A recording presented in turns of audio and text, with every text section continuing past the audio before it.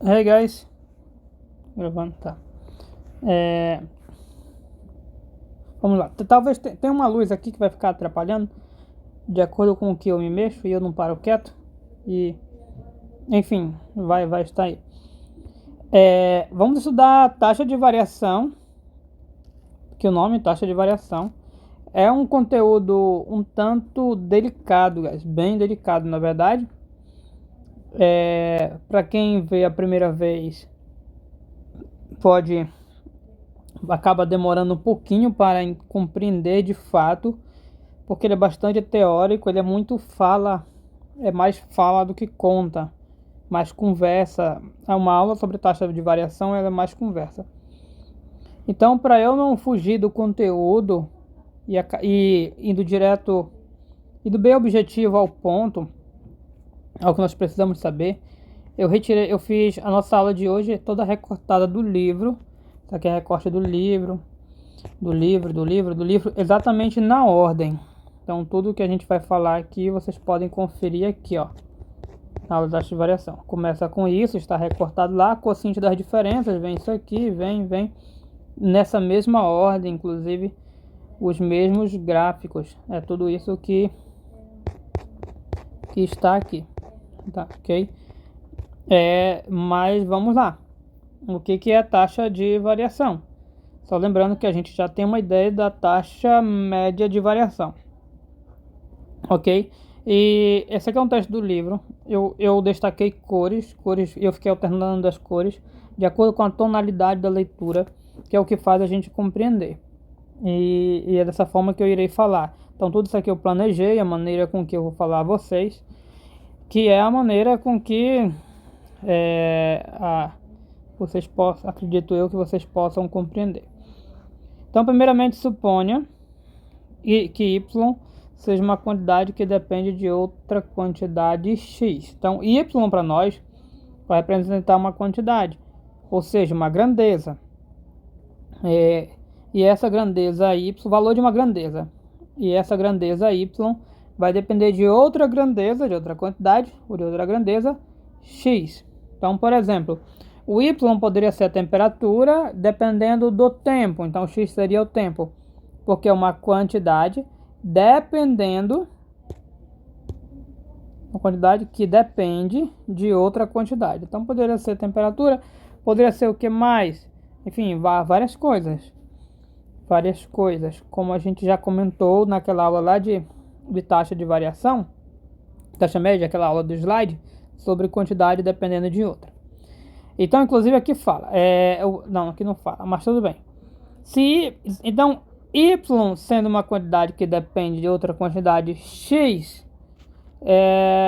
em matemática a gente, quando uma coisa depende de outra, a gente escreve como função, a gente escreve assim, y igual a f de x, ou y igual a y de x, indicando que o y depende de x.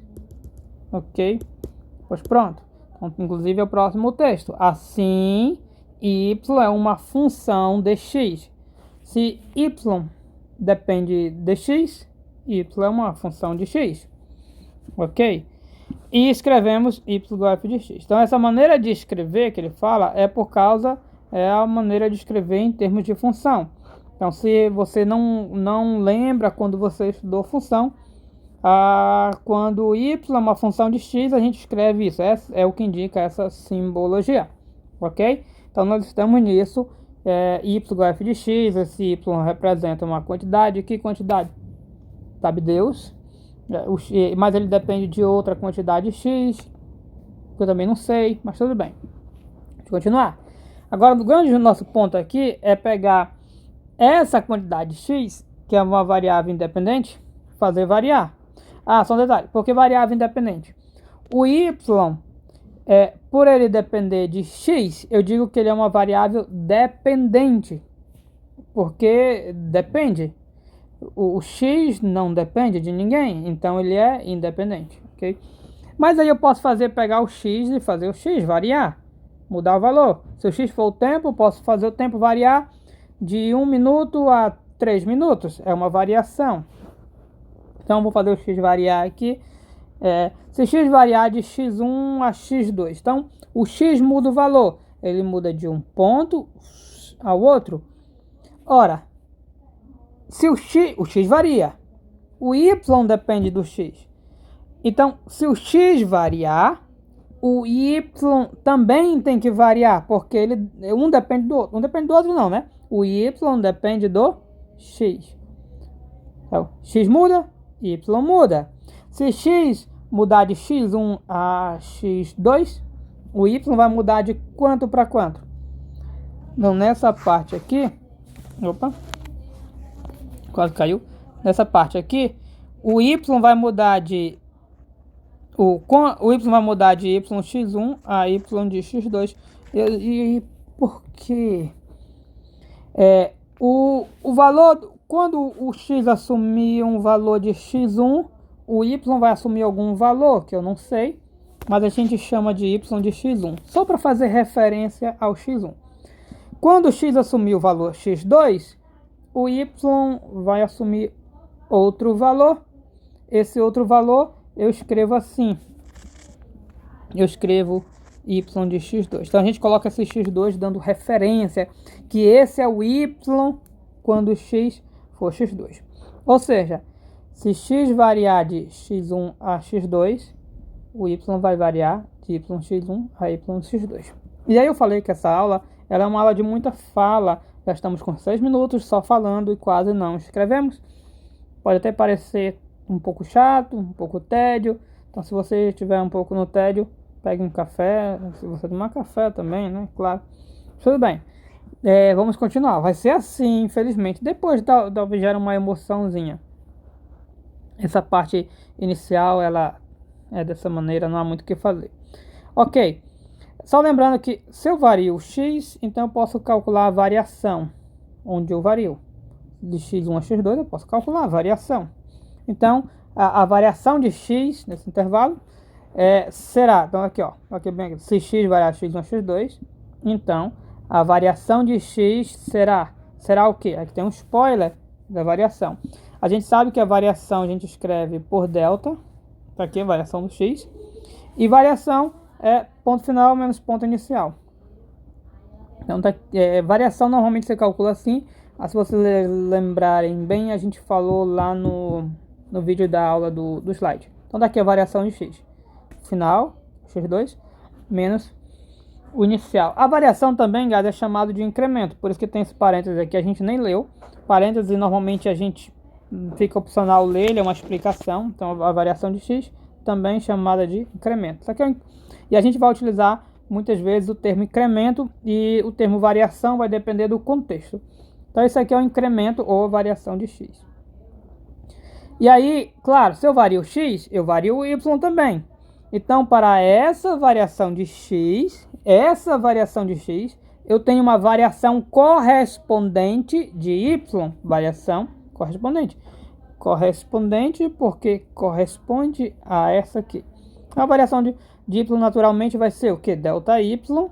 E aí vai ser isso menos esse, porque é final menos inicial. Então aqui a variação de y é igual, perceba que é esse menos esse. Professor, não está dessa forma, está com f. Aqui é na forma de... porque o y ele é uma função de x, aqui foi chamada de função f. Então você pode chamar aqui de y ou de f, ok? Então aqui a variação de y. Isso aqui é o valor do y quando o x for x2, f de x2.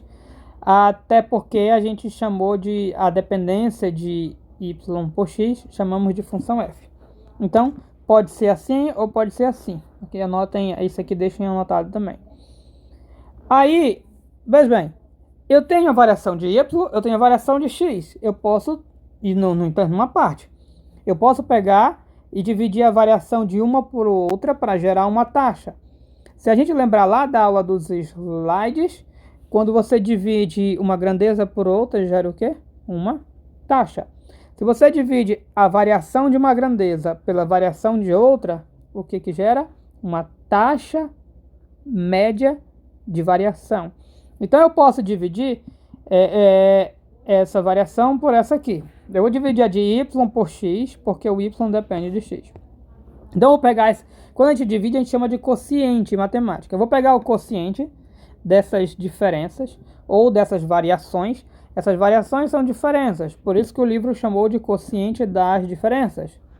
Mas eu vou colocar entre parênteses aqui que esse é um quociente das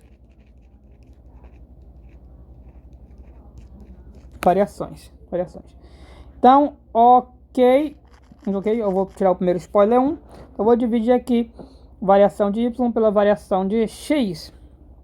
Aí naturalmente vai dar o que? Vai dar esse valor dividido por esse aqui, que é o que nós temos.